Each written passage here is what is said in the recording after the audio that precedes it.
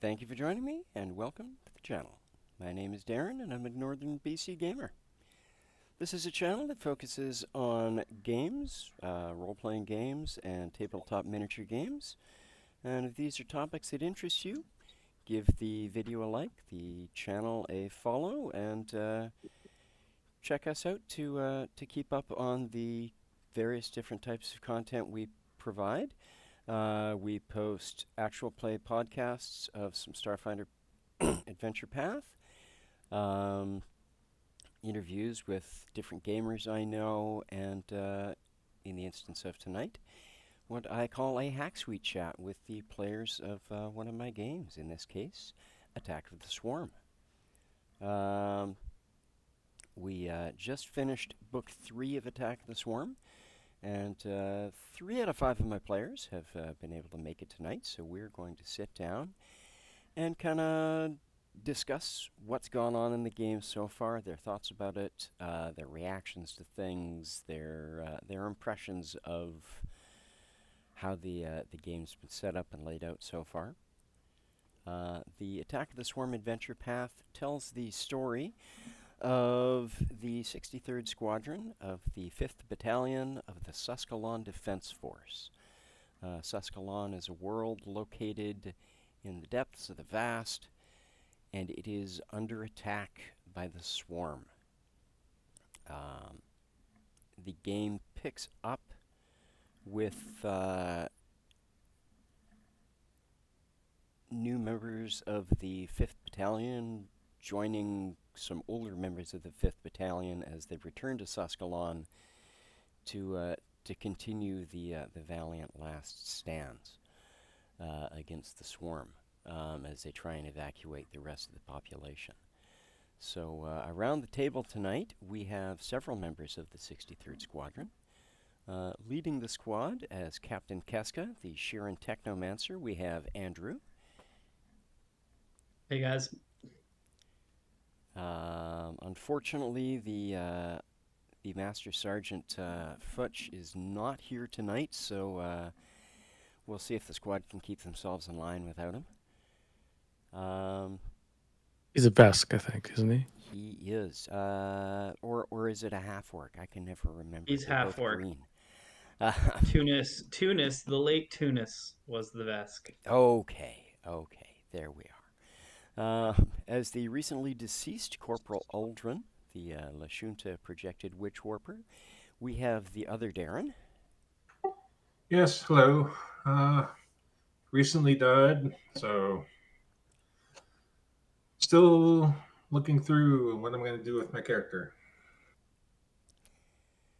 And let's see who else we have around the table tonight. We have Burst, Corporal, Android Operative, and was a bit of a problem for the squad in the last book. Only a little bit. Just a little bit. Caused some moral quandaries. I didn't know they were at the time. This is true. And also absent this evening is the highly food-motivated, uplifted Bear Claw. Todd sends his regrets of not being able to be here, but he has family obligations. He's off to see softball games with his kids. So we wish his daughter the best in her games. Good luck out there. Knock some home runs in for the 63rd. So, glad you guys could all join us. Could make it tonight, those of you who could. Any viewers who pop in on Twitch, unfortunately I don't have my chat up. I will perhaps pull it up on the side in a little bit and glance at it every now and then, or if one of the players wants to pull it up somewhere. And give me a shout out if anybody asks questions in the chat. We're going to discuss the first at least the first 2, if not the first 3 books that we've gone through. Attack of the Swarm is sold as an adventure path. It's sold as a war story. It's a valiant last stand on a planet out in the depths of space that is under attack by the swarm. The swarm is an implacable insect-like techno-organic race that is very much true to its name. It's a hive mind species. It swarms in, attacks entire star systems, wipes out populations of entire planets, strips the planet bare of its resources, and moves on to the next system.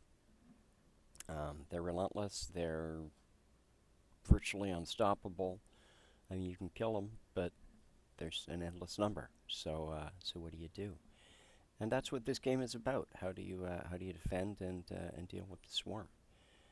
How have you guys found the game so far? Has it lived up to the sales pitch that Paizo put out there? And hopefully the pitch that I put out there at the beginning.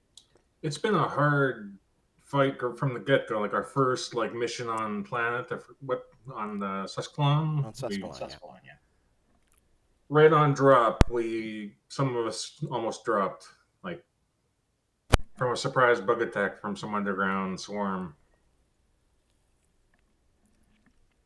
True, I forgot about that. You and was it Burst or Fudge? Might have even been Claw.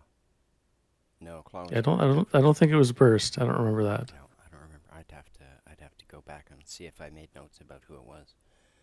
It was definitely me. What me as being one of them, Aldrin speaking here. So I was just level 1, just Witch Warper, and almost got my legs taken from under me. So Attack of the Swarm has been really difficult from the get-go, really.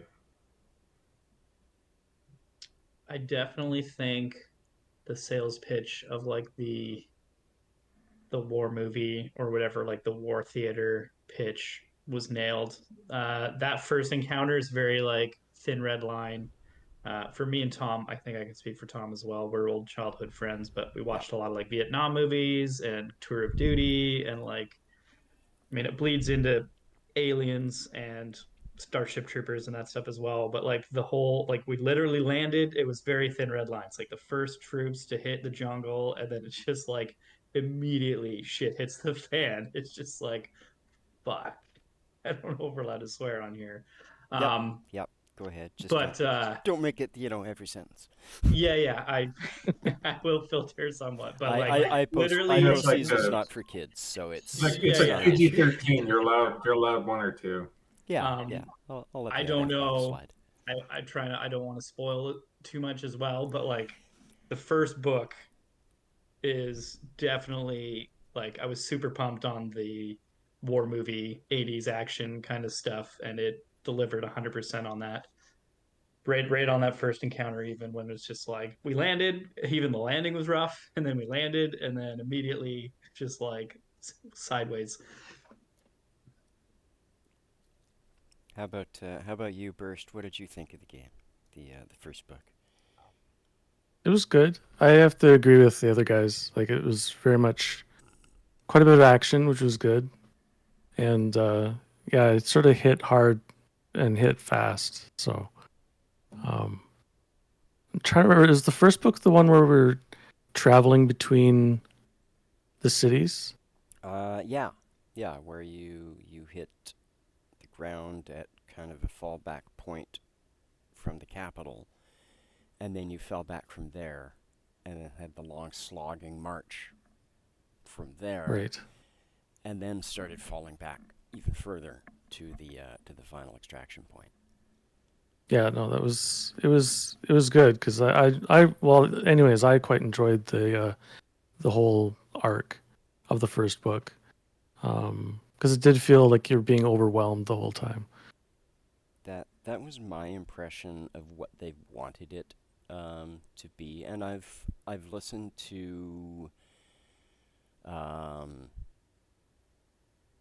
some of the Paizo interviews with the developers about what they wanted, and as well as listened to Cosmic Crit, their podcast of it, because their GM is the man who wrote it.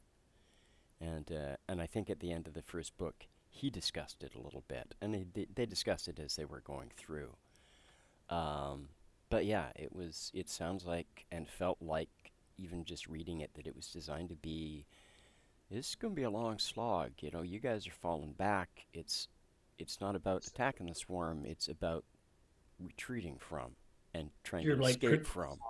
protecting the civilians and like holding on for dear life. And Yeah, you yeah, know, did there's the the long slogging march, and then the desperate scramble at the end of that long slogging march with half a squad of unconscious people as you're trying to desperately get across a bridge before the defenders blow it up so the swarm can't get across.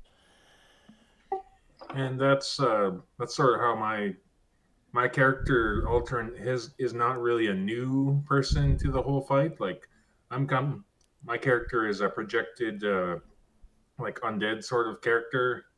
I Hmm. come from like a timeline who's already fallen to the swarm, so I know some of this already. You already fought through that fight, fought through that long slog, in one way, shape, or form. Because yeah, we before you got sucked into this world, Uldren had passed the point at which these guys are at, already.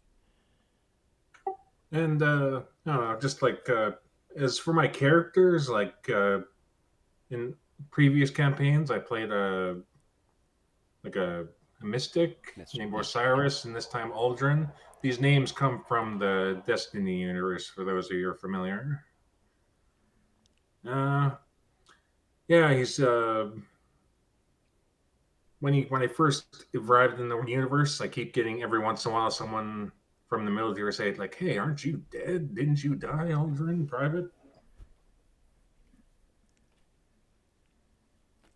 The the fact that I had a squad that, I mean, it started as a six-player game. Partly because I wanted a bigger squad so that if we were short people, we could play anyway. And because it was a war story, and looking at some of the encounters and the encounter numbers, I thought, I need more creatures for this to actually be believable as a swarm. I'm sorry, being attacked by two things in an encounter, that's not a swarm. Or three, or even four. Um, so you increase the number of players, you get to increase the number of creatures and encounters. Or use some method to increase the difficulty of the encounters, is a byproduct of it. And it's a beneficial byproduct in this particular AP just because of the nature of the enemy. It does, I think, anyway, I hope, it makes it feel a little bit more dangerous, um, with more opponents on the field, even though there's more of you guys. Um, and you guys have generally been able to hold out even against higher numbers without too much trouble. However, I know there have been the odd encounters where I have perhaps overestimated the number of opponents I should have thrown at you, or which opponents I should have increased and not increased the numbers of. Um, how do you guys felt I've been doing on it, or do you think it is the odd mistake has helped increase the tension? Uh, I think it's all been pretty good, really. It helped us to like stretch all of our abilities and like resources and stuff to the edge. It's made it all like by the skin of our teeth. Pretty much all the encounters we had.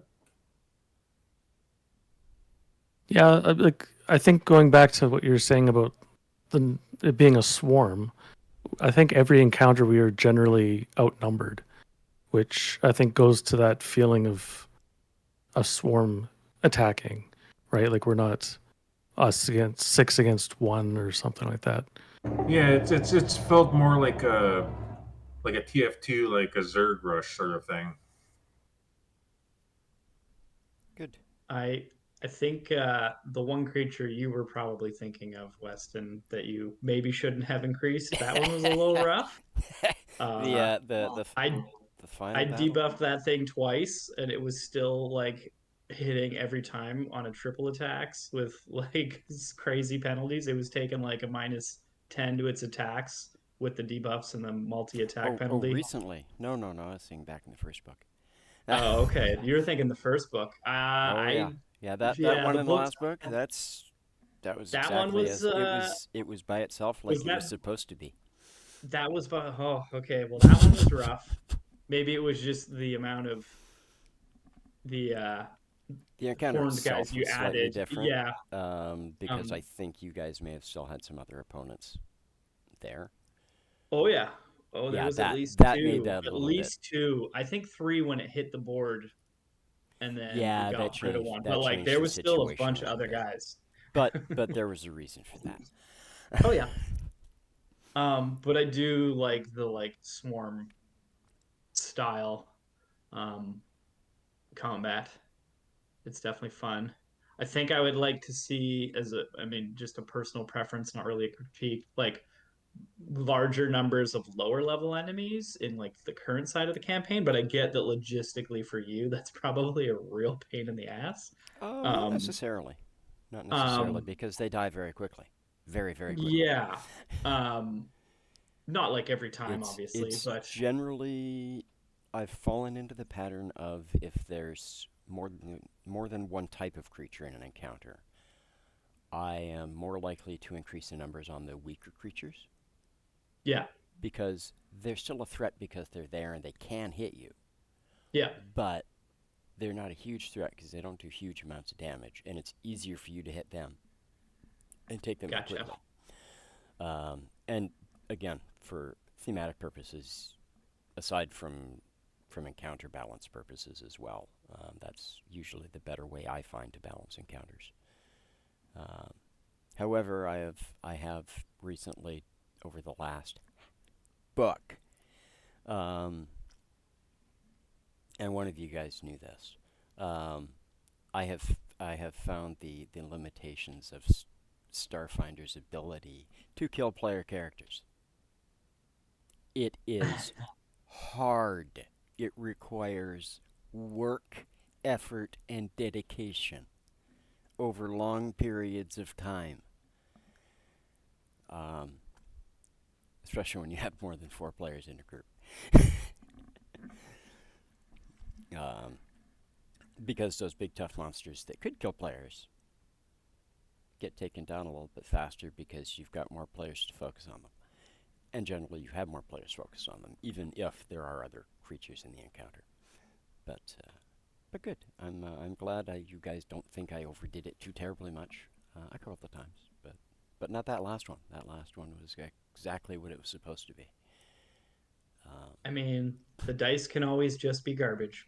there, This is true, and that there is occasionally always happens. that, and that was happening. Yeah, that's how it's been for Aldrin for a little while now. My only dice other than grenades is like for small arms, and a lot of my rolls have been whiffing a lot, so I've been relying mostly on my spells and witch warper abilities.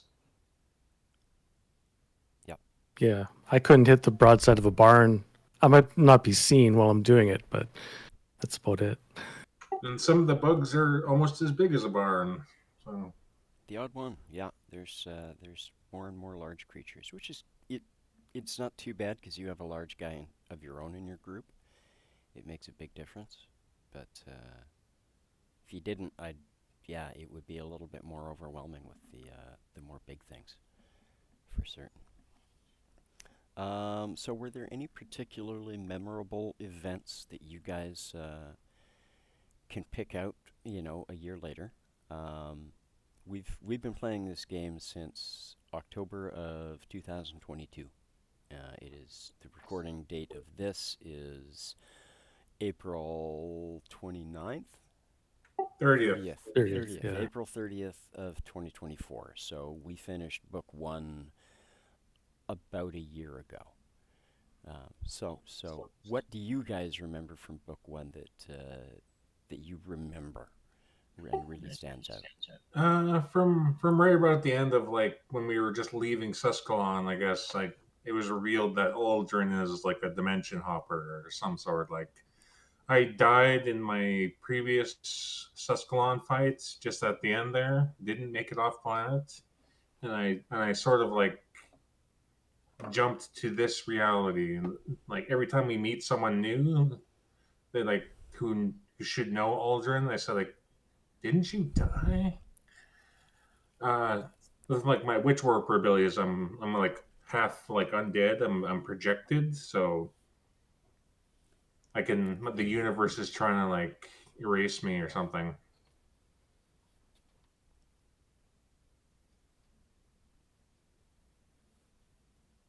So I can use like abilities like projected, so I could flash in and out of existence. And that when I first got the ability, it didn't hit all that much. But Didn't hit recently, very often, really. But yeah, it's been like 50% of the time I've been like hitting heads recently, but it hasn't saved me. So uh, like just after like this last game, Aldrin has fallen. So I'm looking at all the options right now for what to do. all right, Andrew. How about you? Any strong memories from from the first book? First book, In the week that the squad spent on Suskalon?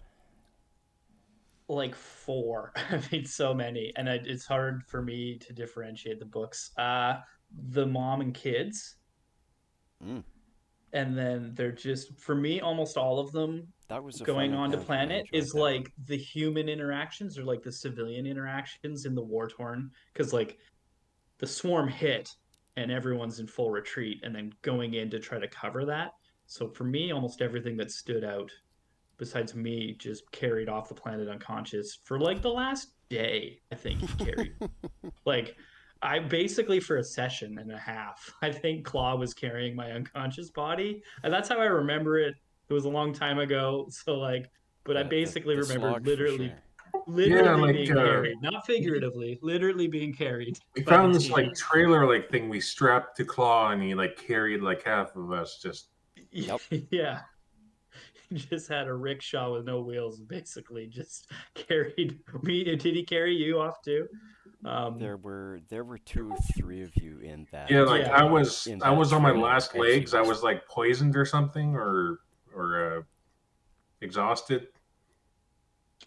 So aside from Yep. just literally being carried off, the mother with the children, and I think the father was in the house being attacked by the swarm, and we basically just The like gas rushed station. in blind. Yeah, the fueling station.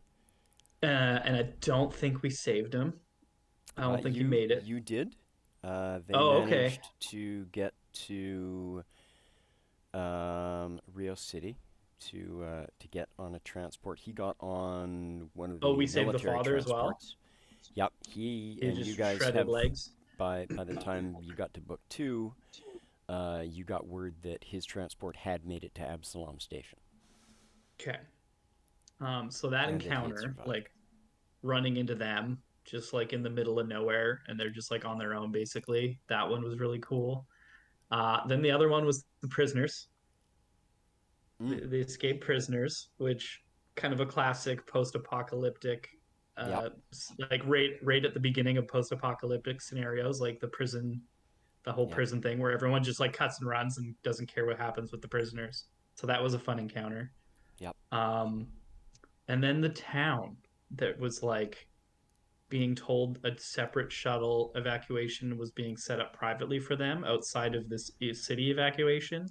That whole scenario was confusing and weird, and like we had a timeline, we were on a crunch, but like they were just not playing ball, and that was a really fun and unique and interesting, just like the things that weren't like swarm related but just like war torn chaos related were kind of my standouts, basically all Good, those things, but those excellent. three stand out.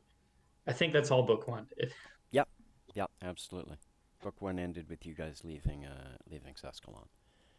It was a 6 day stretch between landing and leaving. That was it. Yeah, that's around the time where I revealed to the rest of the crew that I'm a universe hopping Aldrin. And that ship that just took off, the universe I'm from, that was the last ship that made it out. I that was one of my memorable moments was when you, because I sent you I was sending you bits of information that would be relevant for Aldrin as we were going through the first book. And that was the first bit of information that you really revealed to anybody. Now, I don't think I'd given you a whole lot at that point.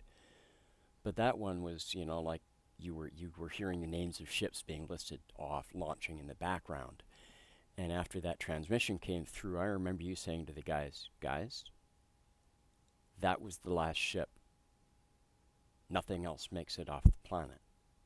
And your guys immediately pivoted to, okay, what are we going to have to do if we stay here? What are going to be our priorities? And you guys discussed for a few minutes anyway the possibility that we may have to be here as a resistance unit. What's going on? What are we going to have to do? Which didn't go on long because the game progressed, and I think I kept the first book in particular anyway moving as quickly as I could, save for the parts of it that were supposed to be long slogs. I tried to keep the pace going, but that was a neat moment for me. It was like, you guys, let's take that information and, that's not good. Geez, what's gonna happen? You guys didn't know whether you were gonna get away or not at that point, which was neat. It was a wrench that I wanted to throw in the works, and it worked. I was very happy with it. That was the big memory for me. I enjoy the whole book. I enjoyed running everything for you guys, seeing the way you guys were dealing with things and reacting to things, and the situations that came up were just fun. Especially the ones that paid off later in the story, between the people that you met in the first evacuation camp to the family, which came up again in book 2.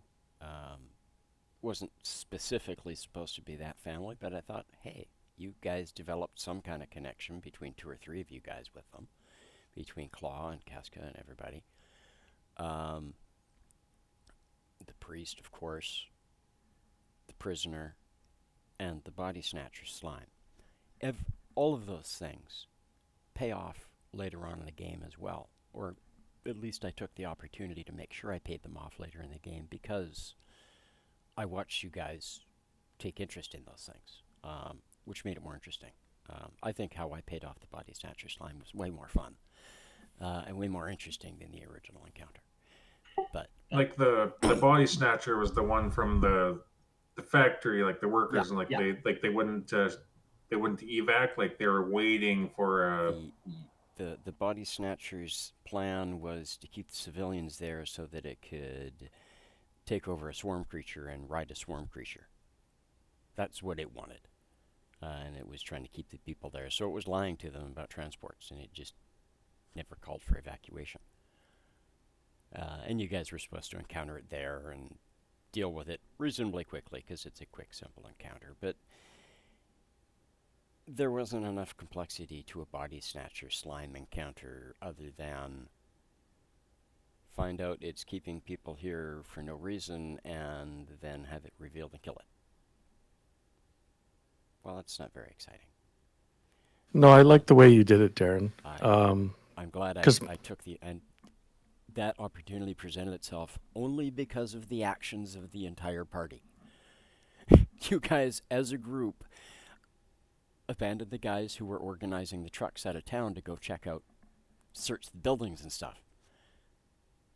So the body snatcher slime saw that going on, walked right out, got on the first truck and left.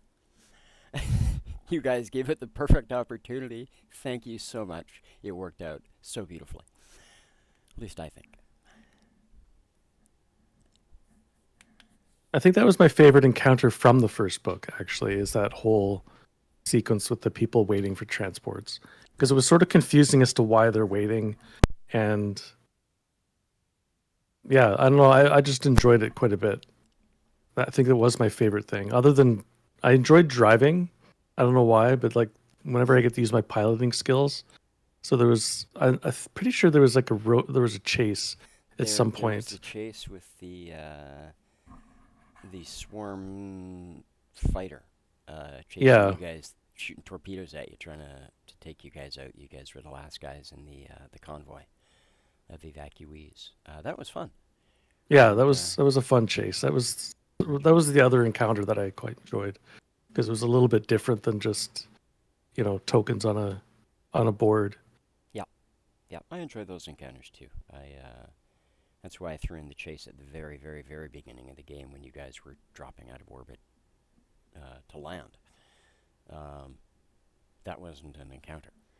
That was something I just threw in because I thought it'd be fun. Let's make it a chase and get you guys down to the planet and see how you do. And that one earned Aldrin his call sign from your guys' fighter pilot, and the chase earned you yours from her as well. Fireball for Aldrin, bringing the transport through the atmosphere in a burning ball of fire, as he didn't slow down fast enough, and you, Dodger,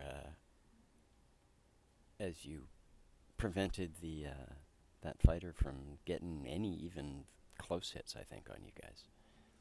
Yeah, I think we survived. We made through that encounter pretty unscathed, except for a little bit of scorching on Aldrin. Yeah, it's been a little while since that's happened. Like I almost forgotten about it. Like I was trying to like recall what other happened. Like before our boots even hit the ground on a Suscon, like there was something that happened there. Yep. Yeah, a little bit. I thought that would make it a little bit more interesting and make it feel like, as much as there was a little bit of role play leading up at the very beginning of the first section, I wanted to start it with action right from you're not even there yet and you're getting shot at. I thought that would be a fun way to start a war story. And like just as we were getting boots on the ground, like the first few fights after that, Aldrin has almost got his legs taken off by a bunch of like little grabber bugs, like from underground. Like there was like a few times I thought, is Aldrin gonna lose his leg? Like the first couple hours on planet. Which was foreshadowed by the fact that both Futch has a cybernetic leg that he had to get replaced with a new cybernetic leg, which is why he was sent back with a cybernetic. But also Keska is missing both of their legs because they lost their legs in the first battles with the Swarm and got sent off world, and is now returning. So it was one of those things that crap. And yeah, with the bugs coming up from underground, literally grabbing you by the legs and tearing your legs up as they're climbing up your body was enjoyable. It adds some flavor to the game.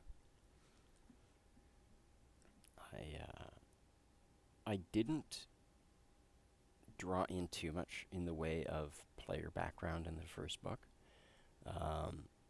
It was a very short period of time, but also there weren't a whole lot of huge opportunities for it. I started hinting with Aldrin, which only really started taking off towards the end.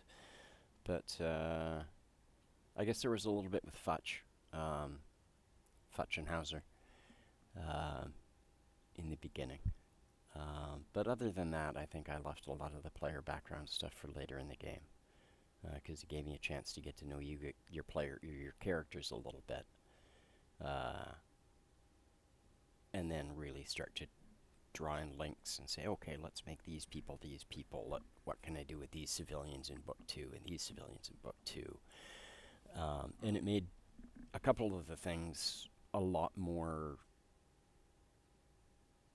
interesting, I think, for the second book. But the second book, The Last Refuge, details the events after the last exodus of people from Suscalon, your characters being the last ship to leave the planet.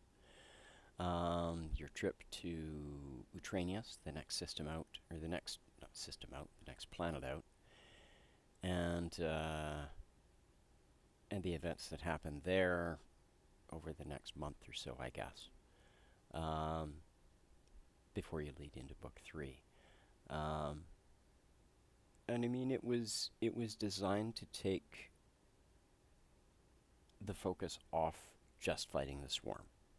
And it's something they do reasonably well in this adventure path, because doing a war story where if it was just all fighting the enemy and fighting the enemy and fighting the enemy and fighting the enemy every book, it would get really, really, really boring really fast.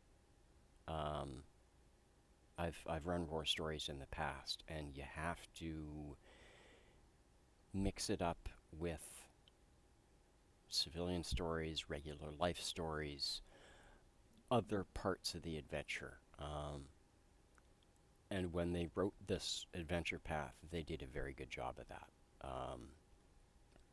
It's kind of 3 out of 5 books are directly deal with fighting with the swarm. Book 1 and Book 3 in particular, and Book 6. Book 5 is kind of, but not. But it is kind of, sort of, but it's weird and hinky and off in left field. And it's a great part of the story. But Book 2 and Book 4 have a lot less to do with fighting with the swarm. But insofar as they've made sure to take those breaks, there are still ties that tie directly back to the swarm in the background as something that, hey, this is what's going on. Don't forget, you may be sitting on a planet that the swarm aren't attacking and you're dealing with other stuff, but the only reason you're there is because the swarm is on the next planet over, and there's nothing to stop them from coming to this one.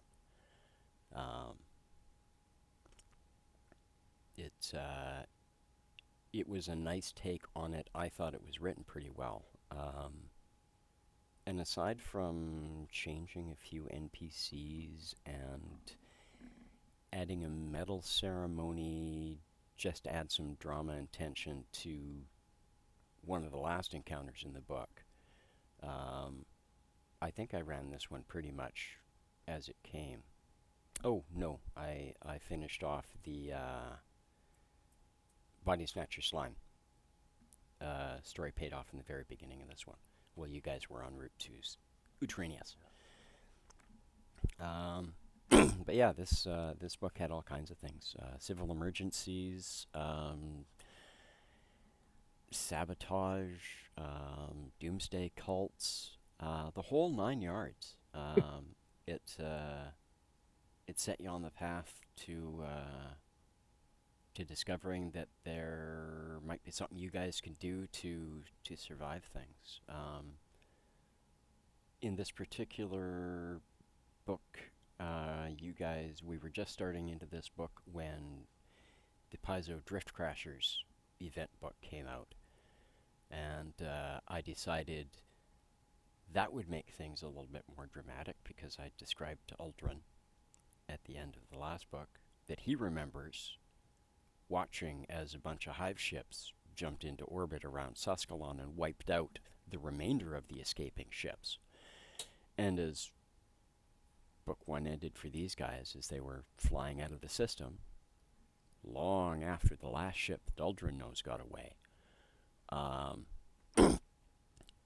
their sensors start picking up the swarm ships jumping into orbit. And as that spikes and they come through, that's when in my game the drift crash happens, and the swarm ships come through in burning cinders and rain down upon the planet of Suskalon, allowing the last of the ships that these guys are on and the ships ahead of them to escape, revealing to Uldren that, hey, maybe we're not just doomed. Maybe because this is new, this is different for him. And the guys kind of looked at things as Uldren knows things. He knows things about the future. Yeah. My foreknowledge only existed on the first book, Franciscalon. Once we left, I'm just as new to any of this as the rest of them. Like, for some reason, the drift or the was not the vast or the it was like glitching out. Mm-hmm.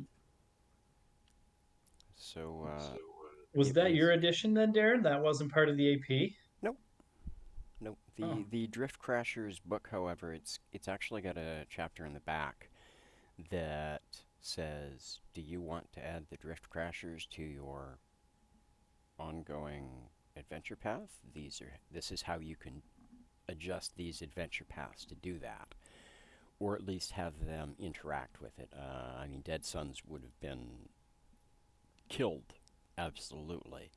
yeah. Um, but Yeah, I've been. their addition of the Drift Crash to Dead Sons was, guess what caused it? The Dead Sons Adventure Path, the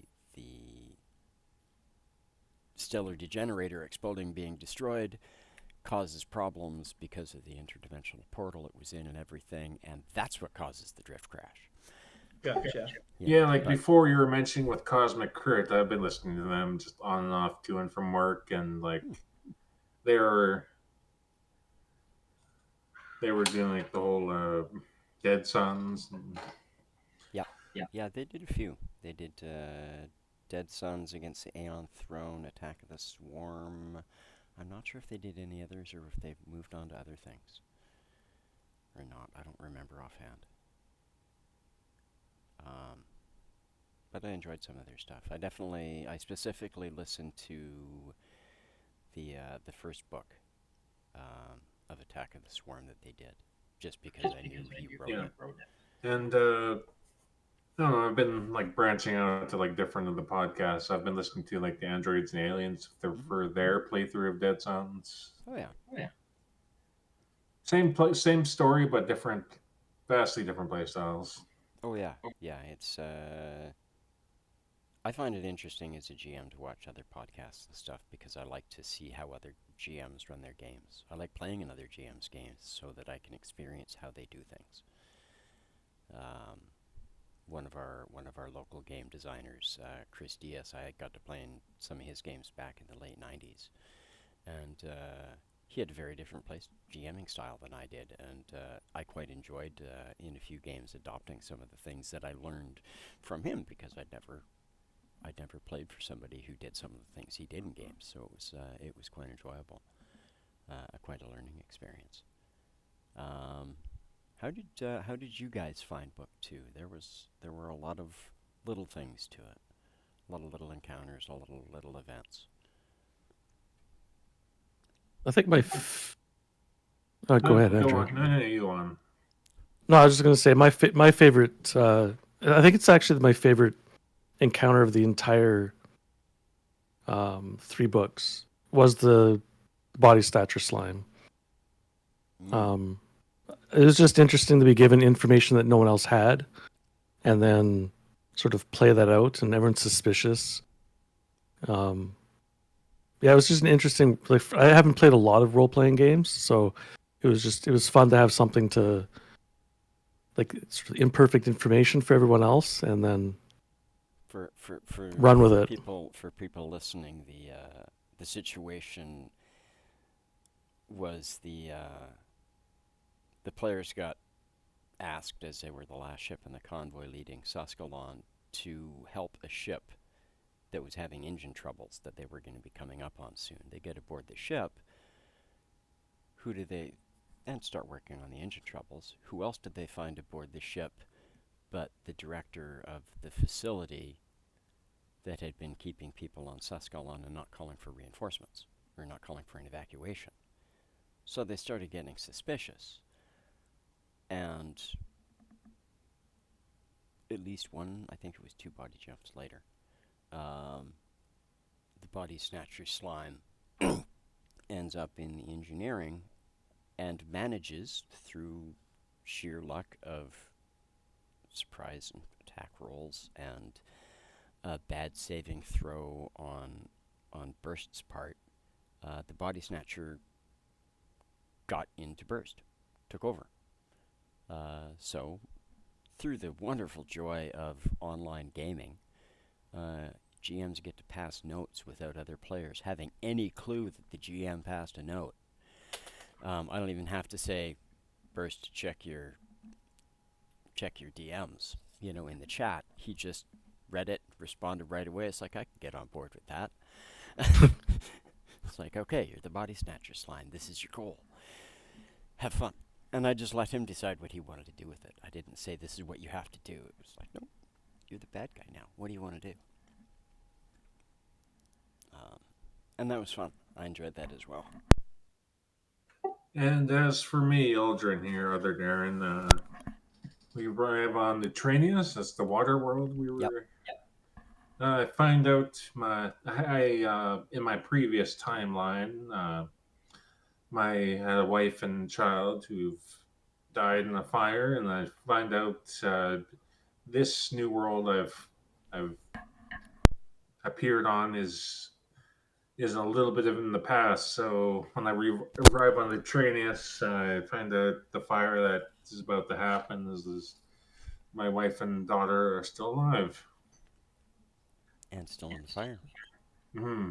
So we fight and trying to clear the building, and some of us take some burn damage more than some of them, like me and one other, more than others. So because I tried to stay in the building, trying to get up to the floors. Spent a few turns trying to bust out a window. Then Weston says they get like a message or something that there's still people on the floors, up the upper floors. From Tunis. Yeah, because Tunis had gone up ahead of you to the next floor up. Because there were people trapped in two different places. And yeah, he got up to the top and discovered there were people there. A woman who was refusing to leave because she was waiting for her husband. Which, Yeah. Tunis thought, well, he's not coming. He said, at what point she says, Aldrin will show up. He'll be here. He always shows up. At which point Tunis says to you, Aldrin. At that point, I was like trying to get my way out of the burning building. I was going to try and smash a window with like a knife or whatever, like the gun butt. Mm-hmm. Midway through smashing, he tells me that through the radio, and I just I freeze and go white as a sheet. Good. I'm glad moments like that are the ones that are memorable. Because that's the biggest goal for me as a GM, not the combat encounters so much. Sometimes, but that's usually the big combat encounters, the big moments that end games and things like that. It's otherwise for me, it's can I do something neat in role play? Yeah, so even in an encounter that's the memorable part. Yeah, so at first, I submitted that as just my character's backstory. Then Weston's like, "Oh no, this is like a different universe, and your family is still alive." I've gotten to have some fun with your backstory. I'm very disappointed that Aldrin passed away. There were things that I still wanted to do, but unfortunately, book three and the dice decided other things. You failed some bad saving throws at the end. You needed to make one more saving throw, and would have stabilized from what had happened. But we digress. But we didn't have a mystic. Yeah. That was my much. It's like from the characters talking about my previous Into the Vast campaign. My first introduction to Starfinder is Osiris. He was a mystic, and he was the party's healer, and the ability to cast, what is it, a 0 level spell and just automatically stabilize somebody from effects and things. It wasn't exactly a stabilize. It wasn't a death save. It was another effect. It was taking him down a we didn't have any for this when Aldrin died. We didn't have any med packs or whatever, or I think it was because we couldn't cure my brain injury. I think we had a brain bug from Starship Troopers style that took a sliver of my head. Cored out part of his brain. which had some knock-on effects, which unfortunately took him down. But that wasn't until book 3. Andrew and Burst, what are your guys' memories from book 2? What are the things that you took out of it that you really enjoyed, or that really stood out? Definitely the body snatcher stands out. Um, there was one encounter on the way back to the planet. There was it's always encounters for me. I am the combats are what I love. But Everybody there has a was different like interest. the spaceship gremlins. Oh, yeah. Yes. That was The a glitch hilarious gremlins. encounter. And like I the had fun throwing that chunk of humor in. As soon as I saw the encounter, I thought, "Oh, this is going to be great to throw some laughs into the game." yeah, it was a It did. I'm real glad. I don't so get that one was comedy in the well. book. Mm-hmm. Oh yeah. That one that surprises me. That one I thought was yours. Nope. That's interesting. Nope. They love But their gremlins. They're in almost every adventure path. the space gremlins, um, and then I'm looking forward to the Red Hook Bashers. chasing the terrorist and the cultists. But again, me just being like frontline squishy caster and just playing like my life is worthless and that I have nothing to lose. And like chasing her into a room that I thought was empty, and then all of a sudden there's just bombs all over the ceiling, and then like all these creatures come out of the water, and everyone Just else two. is like 2 rooms back, and I'm just like, oh shit, and then immediately just get knocked out. Like I go down Oh, I'm in over immediately. my head. Crap. Yeah, that was fun. I Um, enjoyed that. Good. I'm Mostly glad. just biting off more than I can chew, but just playing You recklessly and guys spring for it. have this great habit. Um, most players would disagree on the great part, but I love it as a GM. I love this habit you guys have of running into situations and then Blind. continuing into the next situation before you finish the first one. It makes encounters so much tougher for you, and more enjoyable for me because the encounter then lasts a little bit longer and gets more dynamic. Um, I love that. Thank you. Thank you so much, all of you, for that. For Almost each and every one of you, at some point or another, has opened the next door before you finish clearing the orcs out of the room you're in. Yeah, for me, it comes from like I don't have a huge emotional attachment to the characters I create. I enjoy That's creating all right. characters. Like I enjoy the process so much that I'm like, if I die, I like I'm sure you might That hate means I that get to play philosophy. this I'm like, character. I'll just make another cool character. Um, I it's used to do hard that for because characters. For me, it's if this game doesn't go well, which of the next 4 game ideas do I choose next? So, yeah, same idea. yep. I think part of it is because my first campaigns have all been online. Like I only just started your campaign for my first campaign was your last Yeah, campaign in Starfinder that we did. yeah, Because it was online, I found that to be a hard role play learning experience. that's fair. Um, just like with the technical difficulties and communication and talking over each other, it's Yeah, harder to deal with that it's not online. the Like same as I sitting just around a assume, table. and now only just recently playing at a table, it's like when multiple people are talking at a table, it's a little easier to deal with. Two things Yeah, can kind of be happening at a table with 5 people, yeah, because there's a and it's less moderation of complicated. volume and it's easier to focus because it's not overriding. No, absolutely. Yeah, so I think that's part of it is that like Mm, the emotional attachment to the character. It's just harder to role play. I'm working. I do try, but it's pretty hit and miss. Um, but I also just love creating characters. So it's like if I die, I'm just like, sweet, I get to make a character. that's all right. Not that I ever have.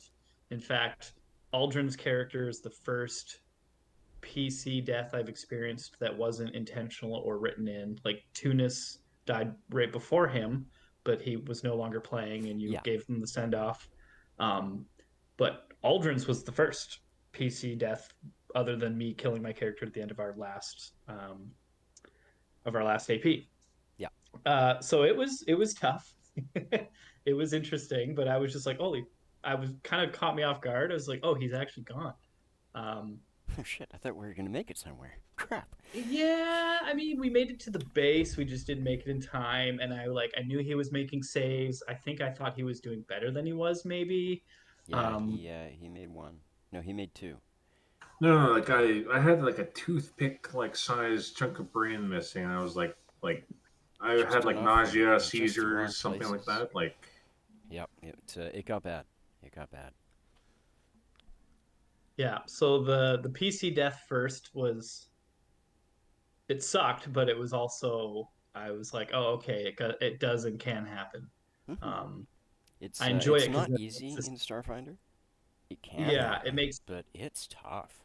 yeah, it like makes The way the resolve rules work, unless you're part of a class that uses resolve for a lot of things, or unless you're a player who uses the resolve for anything other than saves, you've always got the resolve to stabilize at least once or twice. And you shouldn't yeah, need to do that's that more than once or twice in any battle. like for my first character for Osiris, that was my Into the Vast. I thought I was gonna like die a few times, but then I survived till the end, to the end, Yep. to the credit scene. Yeah, there were a few times for a couple of you. Even even Sid, I think, had to spend resolve once or twice to stabilize. But Yeah, my it's my character I chose didn't have a lot of like resolve like abilities. All I not used really it for no. was just for getting my stamina back. So I didn't Hmm. have any resolve based abilities as a mystic. Yeah, yeah, exactly. And how about you, Burst? What were your standout moments in the second book? Well, the body nest stature slime. That was, Yeah, like I sorry. said, it was quite We fun. started with you. What am Um, I talking about? yeah, It but the seems other, Goodness. it seems to be everyone's favorite. No, it was just sort of, it was different, right? Like it wasn't a battle. It wasn't like us talking to NPCs. Like it was us sort of truly having the role play. Um, yeah, no, I thought it was that stuck out with me. I also like that we were like the fire. I don't know why, but it reminded me of another game called Flashpoint, which was like a board game. I don't know why, but it was like trying to go from room to room and save some people, and we're almost like firefighters. I enjoyed that encounter actually quite a bit when we were running it. Even just kind of reading the adventure. What with the crazy security or the hacked security robot causing havoc outside while people are inside trying to do rescues, and the rules for this fire spreading, and they did a good job writing the encounter, and I enjoyed running it. I mean, I in that particular encounter, I got the pleasure of replacing two completely just NPC groups of people on two different floors who needed rescuing with Aldrin's family in the upper floor and the uh, the mother and the two children of the family that you had rescued in book one. Um, and hopefully that, I mean, Todd's not here to speak to Claw, but I know from everything he said, playing and Claw's motivations for things. He'll save any kid who needs saving. Period. I want to get Claw to do something.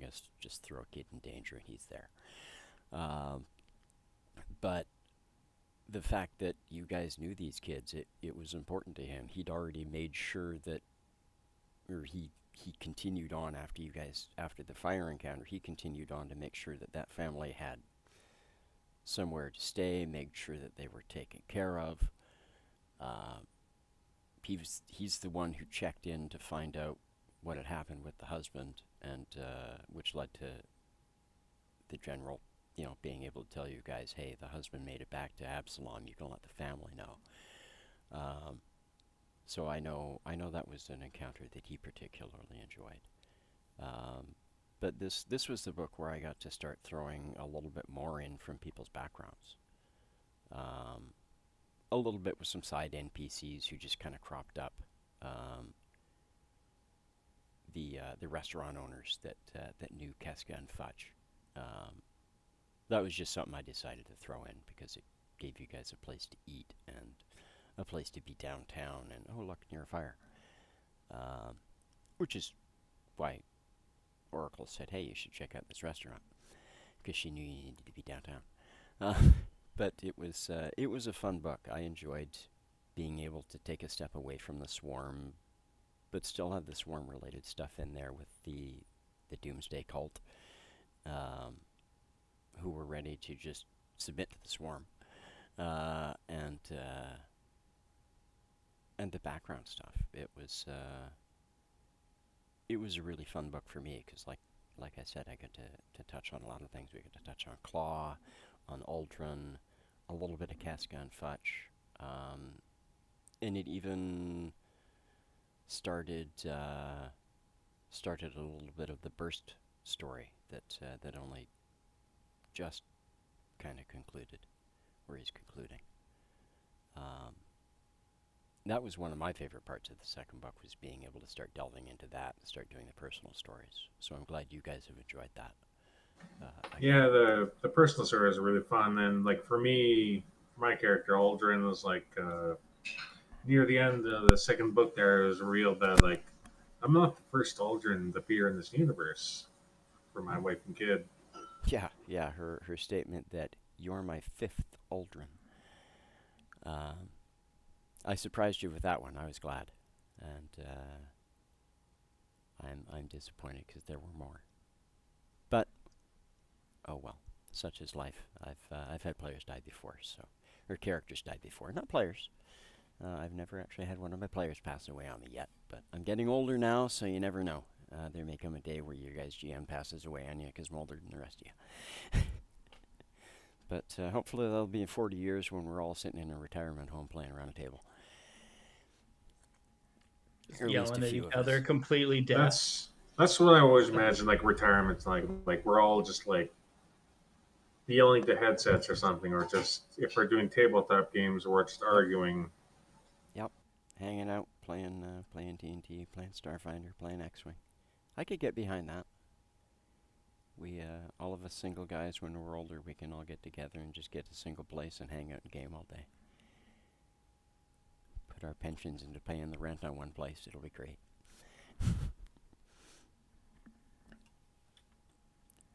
And, I don't know.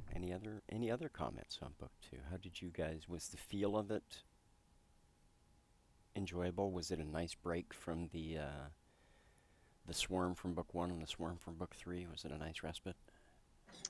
I thought it was funny that we were put as frontline troops into MP duty and like the policing civilians just as a person. That's a hilarious Yep. transition. That's not very real. No. But as like like especially like military personnel policing civilians, usually it's an occupying force that does that. Like Yeah. it Yeah. happens, but It's it, but not it's not to its supposed to own happen. civilians. Yeah. Yeah. No. Um, No. Adama put but it well when the enemy of the military tends to be at that point. The enemy of the military tends to become the people, and you don't want yeah, that. but it made sense, especially like being last off the planet. It's like, there's probably other military actions happening. You guys don't need to be involved in that. Like, catch your breath. Not that there was still things going on, Yeah. but fighting criminals and terrorists and stuff as opposed to the unending swarm um, was a good change of pace. Like it was the right fit. Like you said, if you just had 5 books of swarm, swarm, swarm, swarm, swarm, You'd I get think even worn I out. would. I think even I would burn out on that, and I love that shit. Oh yeah, yeah. You're definitely the tactical gamer in the group. Yeah, I was about to come and say the same thing. Like after like fighting the swarm and over again, like fighting the like on Eternius with their like water filter bombings or whatever, and the cultists, they were like they just wanted to let the swarm win. They were like indoctrinated, like Kind of, sort of, yeah. like a Mass Effect style, like indoctrinated. They were. Their leader actually had a psychic ability that helped her kind of indoctrinate people. So yeah, that was exactly what had happened to them. Yeah, that was a really fun playthrough there. Like just trying to understand why they would just let the swarm take over Petranius and other worlds. Just they, I guess they just didn't have enough fortitude. Yeah, a little overwhelmed by the swarm's constant psychic pressure and a little bit of craziness thrown in on the part of the leader. Um, definitely, definitely played into it. It was a neat book. I enjoyed it. Um, and then in book 3, you guys got right back into things. Things kind of went weirdly sideways in book 3 in the very beginning. But book 3 entails a mission in my game. In the original adventure, it's to another star system that was recently attacked by the swarm. That is on the Sheeran's migration path once they met Hylax. That led them eventually to the Pack Worlds. But in this game, I sent them back to Suskalon because leaving the system is hard. Um, and they go through a mission there to find some information to try and verify some hints they received in book 2 that we didn't discuss, but that's spoiler information. That would be unfun for people who may not have played through the game, but who are watching this and intend to, or who are playing through the game and want hints for the future. But book 3, they're going to get some information to corroborate some myths, and their return. And book 3 was costly. From a squad of 6 players and 2 NPCs, 4 returned. 3 died, and 1 is still on Suskalon, recovering from some critical injuries. It was a pricey adventure, and it was an interesting adventure right from the get-go. There was a little bit of there were 2 extra encounters thrown in at the beginning. Now, one of them took an entire session, because it was meant to. I wanted extra time to make sure I had everything set up for the rest of the adventure on Roll20. But, and then that was the dinner party. But the second encounter, which was meant to be a short encounter, brief, The Harvester? 20 minutes, or half whatever?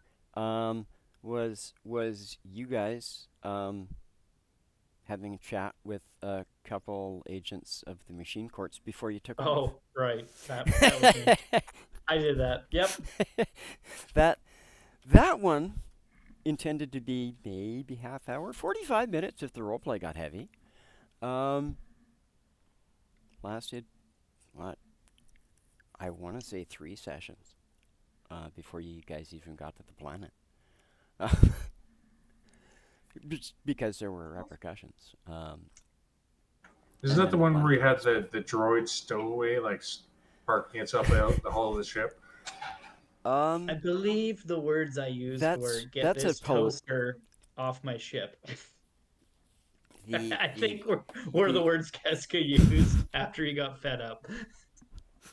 Because he wanted to have a chat with you, so you had Claw invite him on board, and then decided you didn't want to talk to him, so you wanted him kicked off into the drift. I was worried about mission security. They were constantly sending signals outbound signals, and I was worried they were going to give us away when we came out of the drift. They were not I actually also sending any thought they signals were. at all. The only Oh, I signals being thought. sent from your ship were being sent by your navigators to the drift beacons Okay, that's not how I to remember it, but confound that's your fair. position. That's because Casca didn't ever actually know that they were sending any transmissions. Okay. But I also didn't realize they were sentient. I Oh thought they yeah, were robot. yeah. It was. So that was an It interesting was wrinkle. entirely. It was an enjoyable encounter from a GM's perspective. Honestly, I didn't have any trouble with it. That's why I didn't say anything about it. Like Yeah, yeah. it tried to de-escalate the situation. I was like, no, it's fine. I can deal with this.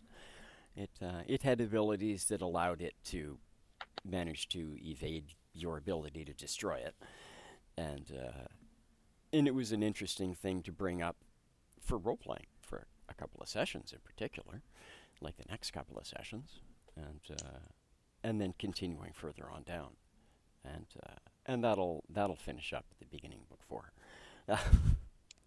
because there'll be some repercussions from that, but that was definitely an interesting part. I enjoyed that. I honestly enjoyed the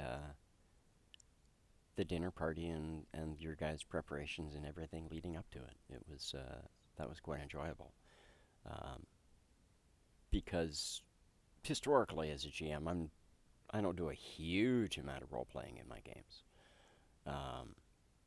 Little snippets thrown in here and there, and it's been enjoyable in this game and Drift Crashes in particular as well, to be able to start expanding that and doing more of it. So the first few sessions of book 3 were quite enjoyable from that aspect. The battle was fun, but the fallout and everything leading up to that encounter and the fallout of it was enjoyable, as well as the role playing throughout this book. So is that what Drift Crashers is? Is like just before like shit hits the fan, like they leave to the other universe just before like the main story for Attack of the Swarm happens? Yes, Drift Crashers started at the in my universe, started at the end of book 1 of Attack of the Swarm, when the swarm ships were jumping in and they all got destroyed. That was the drift crash. Like, that was the moment of the drift crash, and that's the moment you guys jumped out of the Diaspora ahead of the coronal mass ejection and started the drift crash. They Starfinder time-wise, no, they take place years apart. If I recall correctly, I don't have Attack of the Swarm in front of me. I think Attack of the Swarm is 318 AG, and Drift Crashers should be 323 AG. Might be 322. I'd have to look.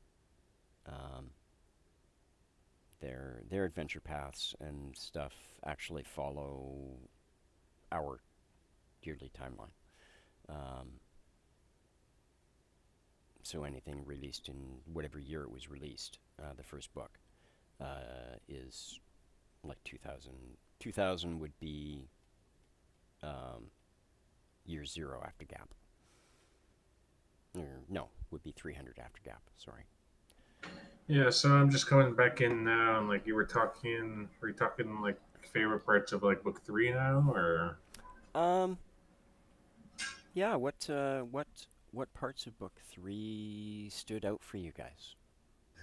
I like the just as we were just coming back onto planet, like on the different side, and it looks like almost completely terraformed from what this place should look like. It was like a foresty, like when we were first here. Or yeah, turned into a wasteland, more than terraformed. But yeah, mm-hmm. That's what the swarm do. I'm glad that was something that stood out. I did try and bring a bit of that into the description to make sure it Yeah, stood like out when we compared first to what got you were boots used on to. ground on Sustalon, it had like forest and woods and green everywhere. But when we Mm-hmm. come back, it was burning, deserty. It was Yeah, We were on the different side of the planet on the first I there, but like the rest of the planet should look relatively the same. yeah, I brought you guys. You guys left on in the last part of the planet that the swarm took. So there was still green and stuff. And when you guys returned in this adventure, you're very close to ground zero of the swarm attack at Stone Sea, where the swarm first set down on Suskalon. And I mean, again, the adventure was supposed to be set in another star system, uh, on another planet that had been attacked by the swarm. The swarm had moved on. There were still elements left.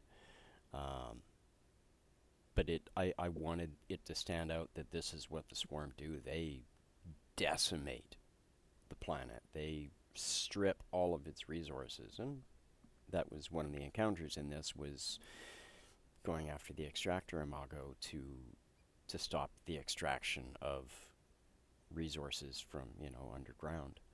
Um, so it was a neat encounter to have in there to really exemplify what it is the swarm do. Sure, they strip planets of resources. How do they do that? Well, they have these big, huge, giant bugs that do things.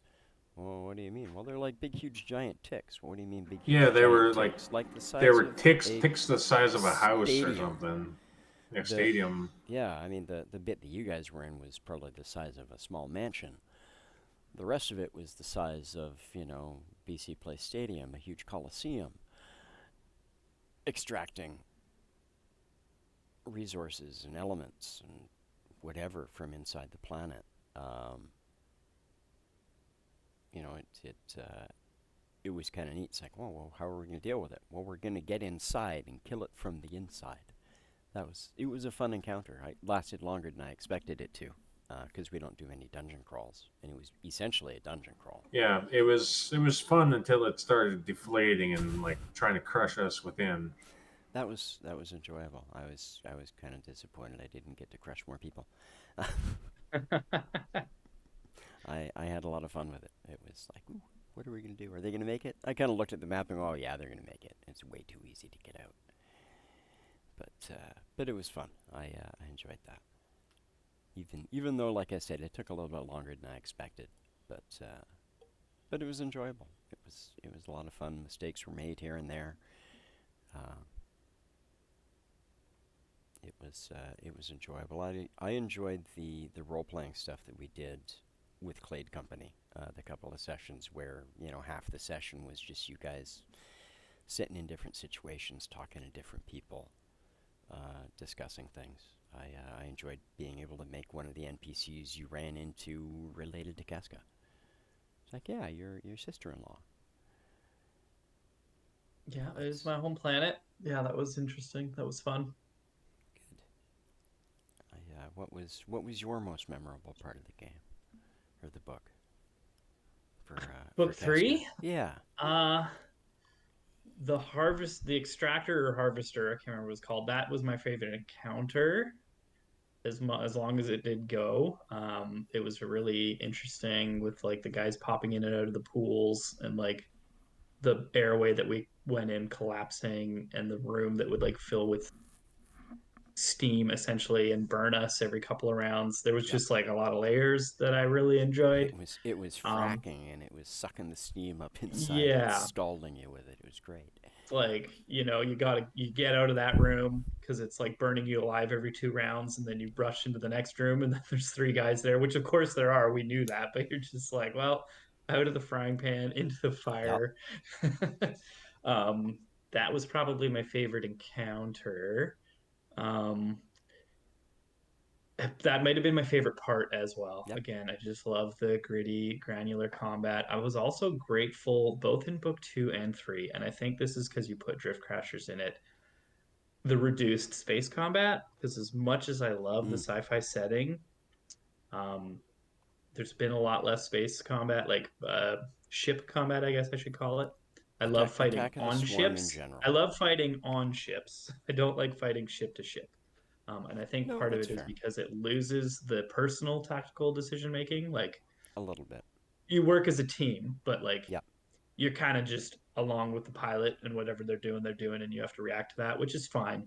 But it's a little clunky, and I'm glad there wasn't a ton of it. I And I like that definitely, about this AP specifically. it is something in this AP that, and honestly, in a lot of the APs actually, they discovered very early on. I think this is my opinion. I think Paizo discovered early on that a lot of people are kind of about their space combat system. I don't mind it. It's grown on me. I get it and I enjoy it. It's Star Trek spaceship combat because you're the crew of a ship, not flying individual fighters like Star Wars. So Well, I only it follows that dynamic. But you're right. It does lose some of the personal touch stuff agency. Yeah. because you're just taking generic actions. You're not taking Keska's actions. You're Yeah, taking the you can't magic like officer's action. describe like your character actually doing things. Yeah. So you lose that personability. I Yeah. thought I would enjoy it more. Yeah. I think It's something that if it happened more often, that's the thing. It's like there's only so much time. If you do it every other session, then you're only having a normal combat every other session, if yeah. that. You know what I Yeah. mean? Like if it happened more frequently, the other thing is people just forget because you do it so infrequently. So Yeah. it gets Yeah, really that too. clunky and sloggy. Like if we did it every other session, we would Mhm. all know it, but we I don't. Yeah, I think it's generally ours moves along pretty well when we do space combats. In my opinion, compared to where we started. But you're right. It's not something that shows up a lot, and I think because most of the time it's something that most people are kind of meh about or actively dislike about the system. Yeah. It's something that they've put into every single AP. Every single book has a space Yes. combat in it. But those Yeah. space combats are, by and large, not important to the telling of the story. So Or they if can they just be are, written out or if turned they into are, they chases. can be turned into chases pretty easily. Their chase mechanic is reasonably well designed, and I don't mind it. I like running the chase dynamic. Um, it lends itself to more narrative combat. I haven't actually looked at the new narrative Starship Combat from Starfinder Enhanced. I should look at it just out of curiosity. But this particular adventure path, none of the space battles are particularly important. We glossed over one completely at the beginning of book 3 when you guys were sneaking onto the planet. You snuck between some patrols, and I let you guys get by with a couple of skill checks. It's like, no, you found a hole, you got through. Because I didn't feel like doing the space combat either. Yeah. I'll be honest. And I and would I rather appreciate just kind of that, and I'm grateful as much as that is a non-moment. It's like grateful for that non-moment. If I'm being honest. Sometimes the stress of a non-moment potentially becoming a moment is good enough for me. Um, Yeah. and I think I want a game that I'm gonna want to move along reasonably quickly, and I much prefer um, the role-playing side of things and just the personal combat. I mean, I grew up on D&D, so there were no starship combats. Yeah. There's no vehicular combat for that matter. So always the personal firefight is more fun and more important. And the rules of the game, as they are, don't generally. Starship combat isn't kinetic. It doesn't. It's not dynamic. It's not always moving, moving, moving, moving, moving. Who's next? Who's next? Who's next? Yeah. It just doesn't have that same impact, at least to my mind. So it is something that I'm sure you've noticed, kind of avoided as much as I can in Yeah. adventure paths. yeah. We sort of still had like the same sort of thing, like Into the Vast campaign, like our first one there. Starship Combat happened every once in a while, but it was fun for certain moments. But if it happened like every other like round, every other gamer, it would start to get a little dry, maybe. Or Yeah, and again, I agree with Andrew. It's partly because the actions are just they're generic actions. They're not your personal characters. This is what my guy can do. It's like, no, I'm playing this role this time. Well, I get to choose from these 4 actions.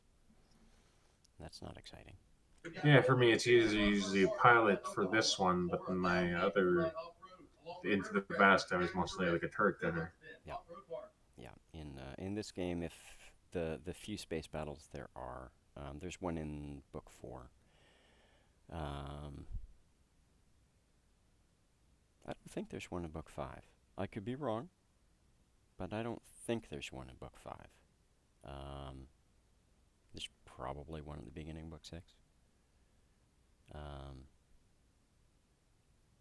but I'll look at them. If I do run them, I will probably run them with a little bit more of a chase dynamic, um, which will allow Burst to make good use of its piloting, because piloting is still a super important part of the chase dynamic, and less so the long slog of a spaceship battle.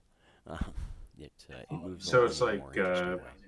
like get to the end of the screen and you all live.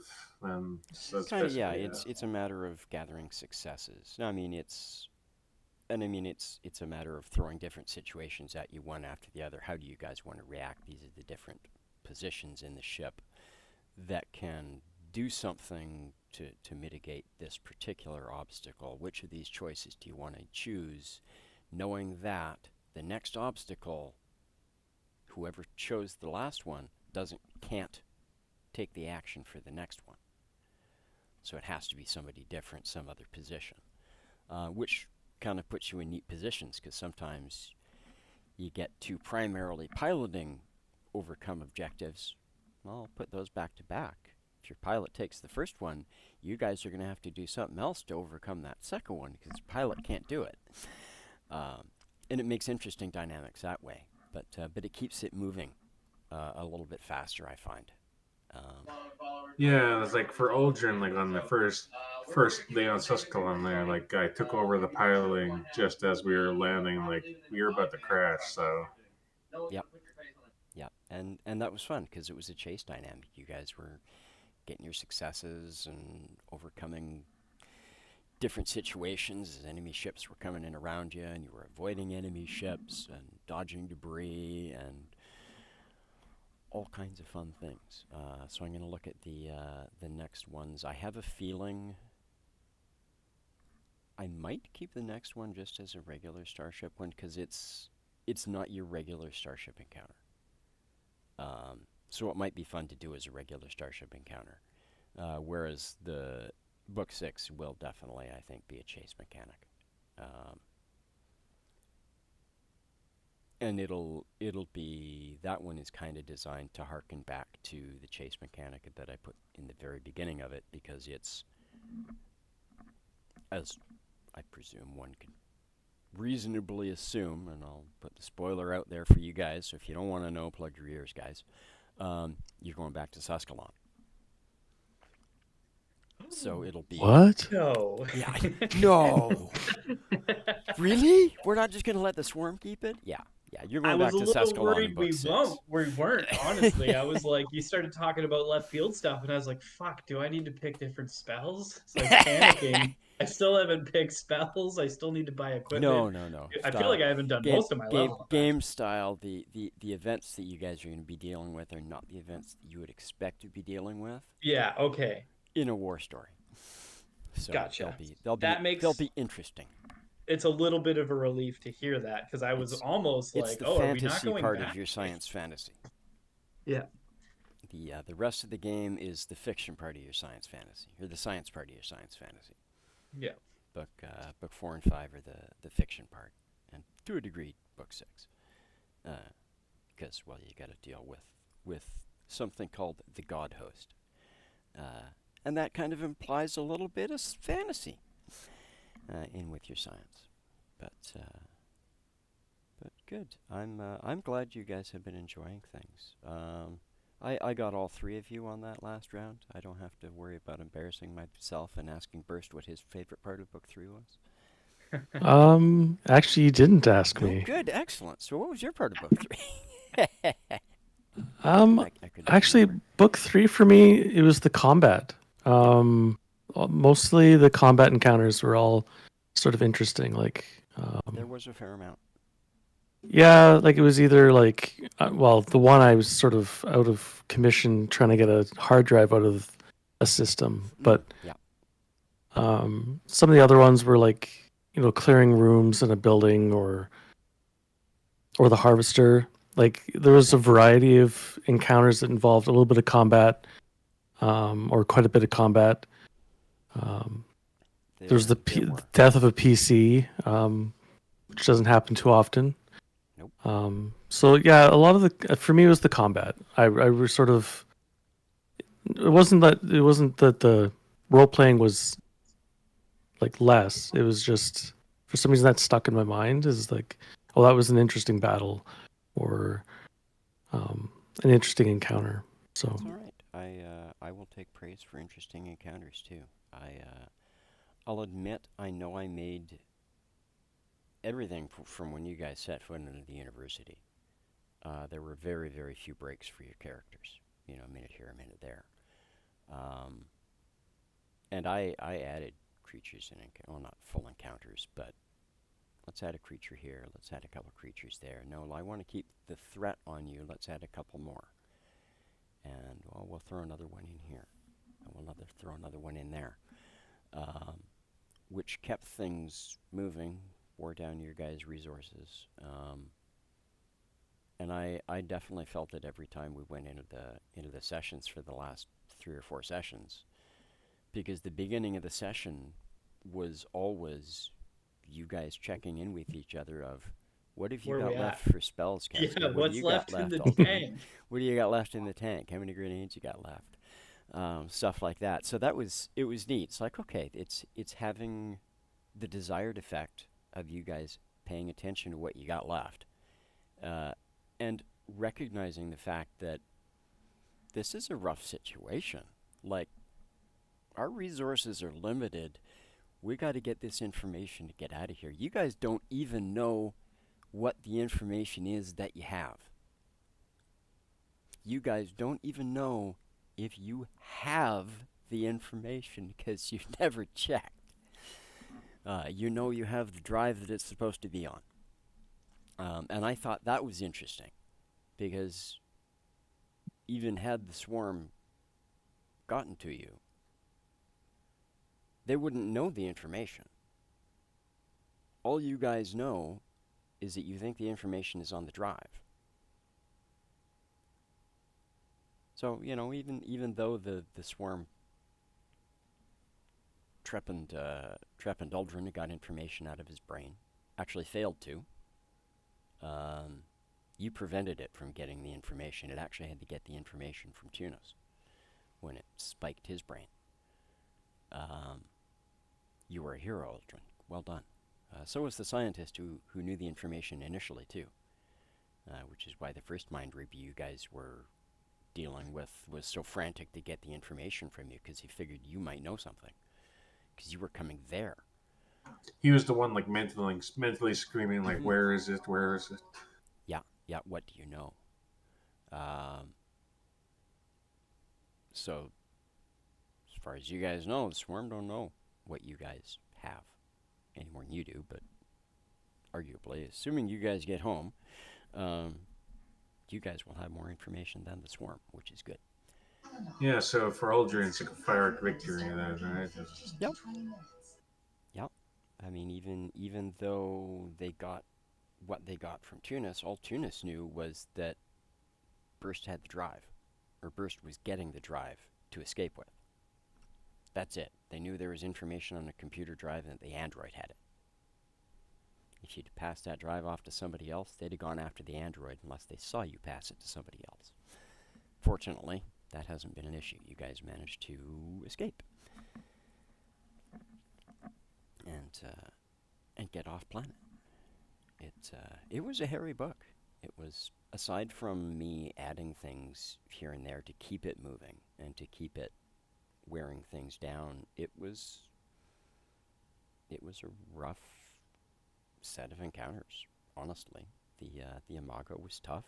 The stuff at the university was tough. Even as written for a 4-player group, I would assume those encounters would be non-enjoyable.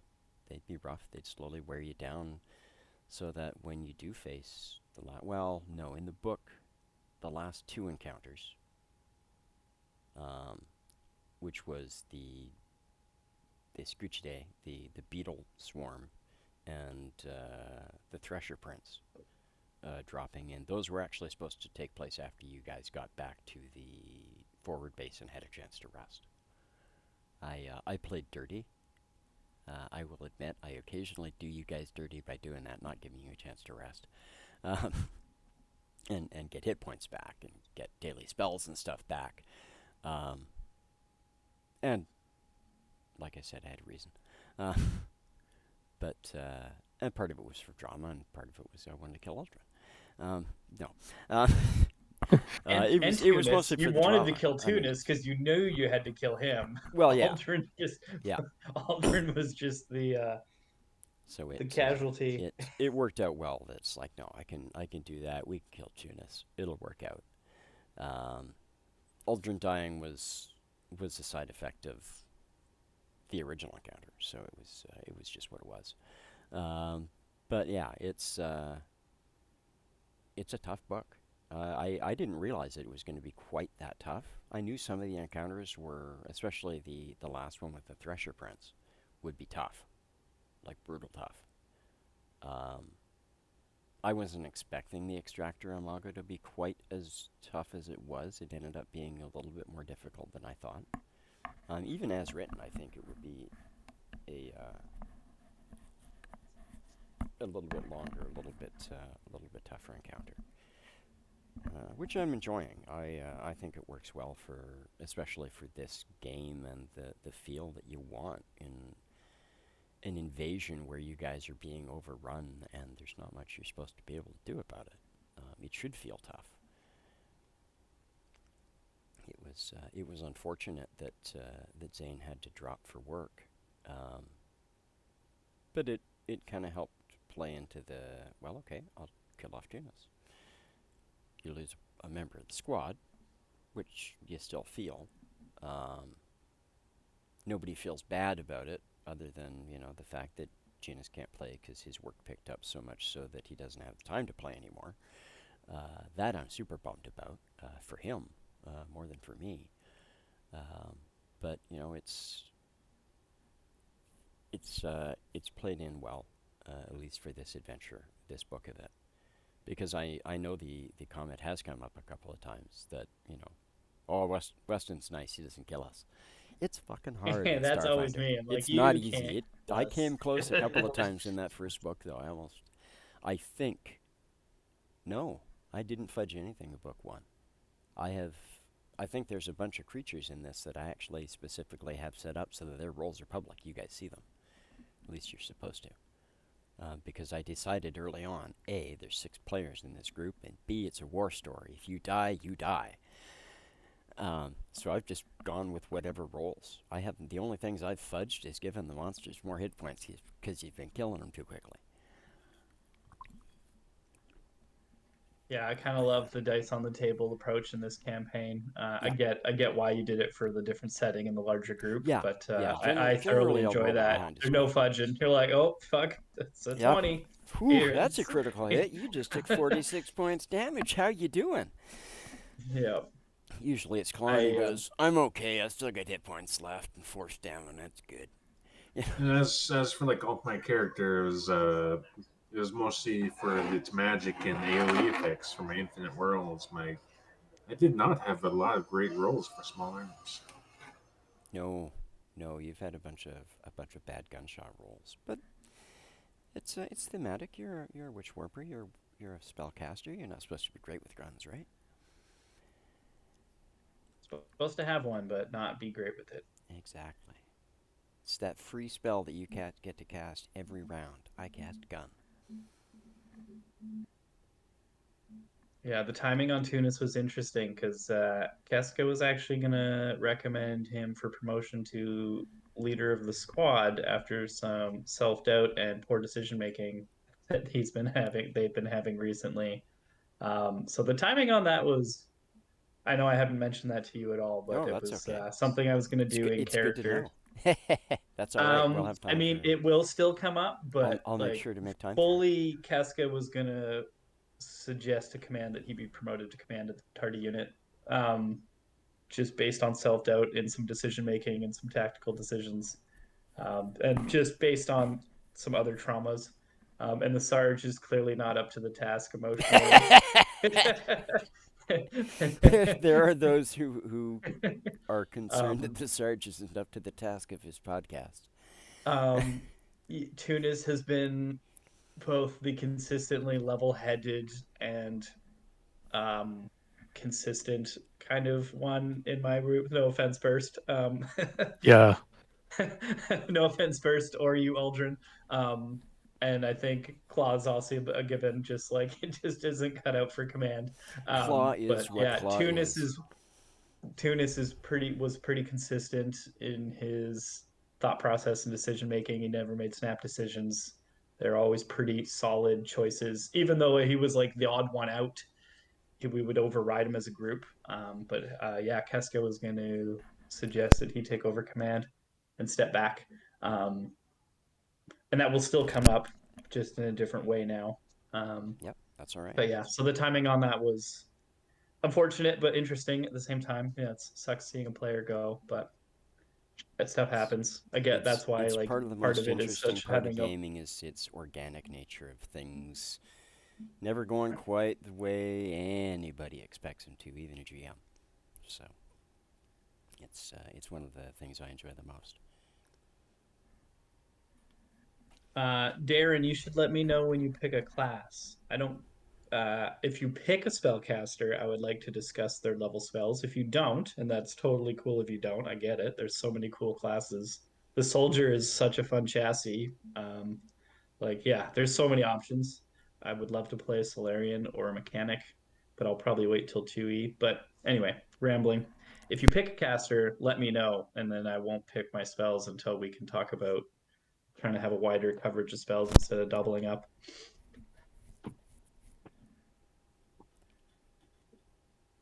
Yeah, specify which Darren you're talking to there. You're the only one making a Oh, character. Yep, uh, yep, not me. I don't like think like Weston's gonna roll a character and play with us. no. Uh, I've been just waffling back and forth between what I want to do. I'm still looking at different builds on archives. Well, I get that. It's settling on one is tough. Hopefully, as we get closer, I think Darren bought you some time intentionally. Yep, I'm yep. not sure. A little bit I'm of not a sure. little bit of a bonus there too. Yeah. We'll bring his new character in at the appropriate moment. I'll have at least a session in which I could wait until the end of the session, if I need to, or the beginning of the next one. So depends what he needs. We'll discuss it more this Thursday. Oh no, I guess this Thursday you're not coming to X-Wing, but we'll discuss it at some point, and put something in place, get some plans in order. Maybe we'll organize a game of X-Wing for me and you next week, and just hang out and chat while we're playing. Yeah, during like the first couple days of May is with FanCon, so I'm gonna be like either busy with that or work. Okay, sounds good. We'll look at something. Maybe I'll look at my schedule for Monday, maybe, and see what's what. I've got a week off in the middle of May. Which week is it? Where are we?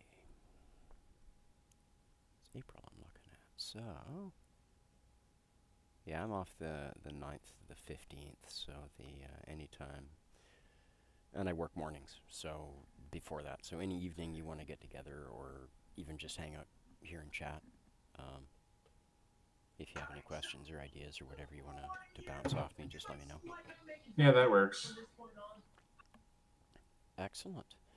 Well, that covers the discussion of the 3 books. How have you guys felt about the Adventure Path so far as a whole? How has the story progressed and held up for you guys? No weird jarring moments.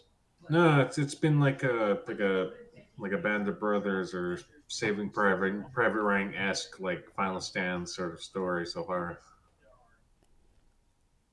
Good. Andrew? Yeah, I've been having a lot of fun with it. Excellent. Andrew, Dustin, how about you guys? Go ahead, Burst. I've enjoyed it quite a bit. I think my favorite part, to be honest, is the group of guys that are playing and the GM. Um, I've really enjoyed the group, and the story has been quite entertaining. So that's my biggest takeaways. I don't know how you found these guys, but it's been great. It's been a little bit of, well, I mean, part of it, you and Darren and Tom I've known, 'cause I met Tom through X-Wing too. Um, and Giles getting the group of us together to play D&D was the big impetus for it. But Andrew being a friend of Tom's was organic and worked out. Um, Zane and Todd were just, I'll be honest, they were, I think, super lucky finds. I mean, as I understand it, the majority of the Paizo community is pretty happy, generally upbeat people who are great people to game with. Even being part of the Paizo communities, you don't see a lot of jerks on there. You see people who are pretty generally open-minded and just decent people.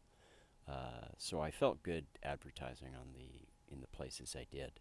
And I was really happy when I found Todd, because Todd is just super friendly. And so is Zane. They were just both really great guys.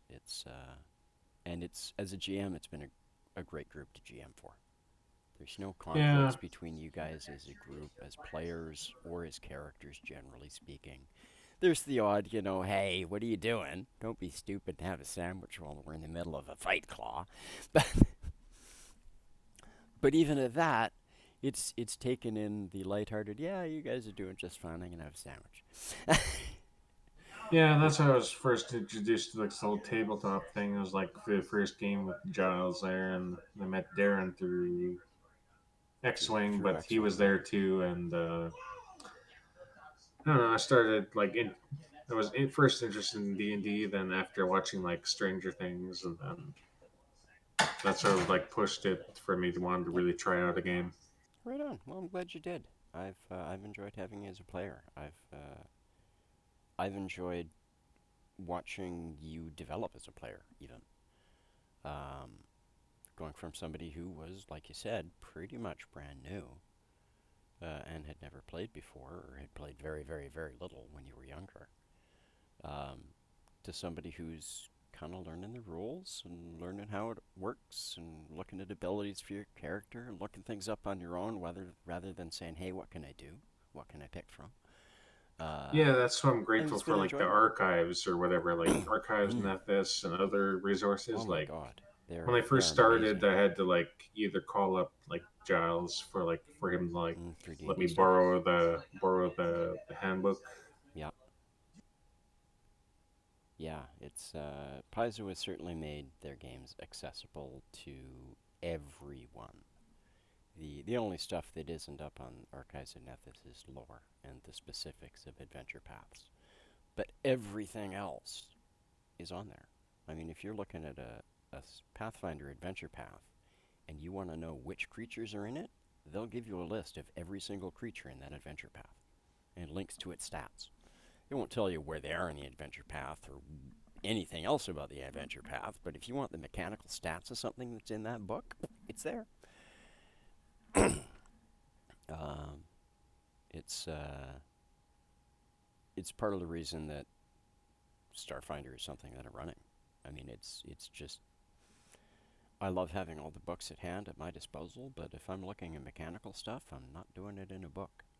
I'm probably 95% of the time looking it up on the Archives of Nethys because it's a search away. And it's sponsored by Paizo, so it's not. I don't feel bad about looking it up on there. I'm not pirating anything. This is freely available information that Paizo wants out there. It's mechanical stats or something. Look it up online. I'm playing an online game. Let's copy and paste it. Um, yeah, it's great for GM, and I imagine it's really nice for you because I got there's there is technical mechanical information in every single Starfinder book published, whether it's a hardcover core rulebook, a lore type book, or an adventure path. Half of the adventure path book is adventure path. The other half of the book is lore and mechanics. So there's stuff scattered everywhere, and it would be a nightmare to find things if you didn't have the Archive of Nethys. I'm surprised D&D doesn't have. Well, they do have something similar. They just make people pay for it. Yeah, Beyond or whatever, Yeah. or Yeah, some other D&D services. Beyond, yeah, and things like that. That's the best part of Paizo, I think, as a company, what they've done that way for the players. I mean, it just being a good As a company in general. player, I mean, I don't own any books. I've thought about buying some just to support them, but like to build characters, especially because I play a Starfinder campaign and then a Pathfinder 2E campaign. Yep. It's like the financial investment to be a player would be a lot if it wasn't all just on Archives of Nephith, because I would want to buy the books and I would want to flip through them if I couldn't. Like I would want that information somehow. Yep. So it's definitely more accessible The as a lore they player. write, I think the lore they write makes it well worth the price. But Tight. in Starfinder, there's a few books that if I didn't want them to complete a collection, I wouldn't own them. Yeah. I wouldn't own Starfinder Enhanced. I wouldn't own the Armory. Yeah. Period. I probably wouldn't own the Character Operations Manual or likely Starship Operations Manual because those are almost entirely mechanics. Yeah. There's almost zero lore in any of those books. And if there's no lore, it's all on the Archive of Nethys. All of it. Yeah. So as a GM, it's not actually worth my money to buy those books. I don't need them. But I bought them, A, because I want the collection, B, I want to support the company that makes a product, and C, I've got expendable money, and I'm bad with my finances. So, that's A, actually. That's A1. But I was gonna say. I'm a big collector of games. You know, I don't play a whole lot of different games. I play X-Wing, which has become a very cheap hobby over time. I play Armada, which is Cheap in hobby. air quotes, like Well, it's still like how much we both like I sunk into like oh yeah, many yeah. factions of ships. It's become cheap over time, only because I no longer have to buy ships if I don't want to. I have pretty much everything I could want. I'm missing 2 ships that I don't own. And one of them I own, I just don't have the cards for the one faction that come with that ship. I don't really need another fire spray, though. I could use some TIE aggressors, though. I like some of those. But those are the only things I don't own. Everything else, I spent thousands of dollars on it. Way more than Starfinder. But Starfinder will eventually surpass X-Wing, because Starfinder is just going to keep putting out books that I buy, because I'll buy them all. I'm a GM. I want everything. I want to be. They're probably I gonna want to read stop the lore. making. They're probably gonna stop making 1 ebooks next year. Mechageddon is the absolute final 1 ebook for Starfinder, and that'll be out. When does that one? When's that one out? This month, or May, I think. Oh, okay. May So or it's June. already happening. Oh yeah, yeah, Interesting. they're done. Starfinder Enhanced was the last rule book, and Mechageddon is the last AP, or not AP, but adventure. And then it's just playtest comes out end of July, beginning of August, and at that point, I'm gonna put together some kind of playtest adventure. It'll be a homebrew thing, and put a few adventures out there for you guys, and run something on weird days, and just have some fun with it and see how we like it. And that way I can get used to actually running 2nd edition. I've started buying the Pathfinder 2 books. I picked up all the cores so far, and Secrets of Magic, and Rage of Elements, and hopefully I'll have Guns and Gear in soon. Those are the big ones I wanted to get to look at, and that way if I want to change my D&D game over to a Pathfinder game, I'll have the books that I want for it. But that's where we're going to call our Hack Suite chat tonight. Our players may hang out and chat afterwards. But thank you, everybody, for joining us. Hopefully you enjoy this kind of content. If you do, like I've said at the beginning, give the channel a follow and like the video. Leave comments in the chat below. We're more than happy to answer questions. And have yourselves a good evening, everybody. Thanks for Good having me, night. Darren. Night. Thanks, Darren. See you all later. Or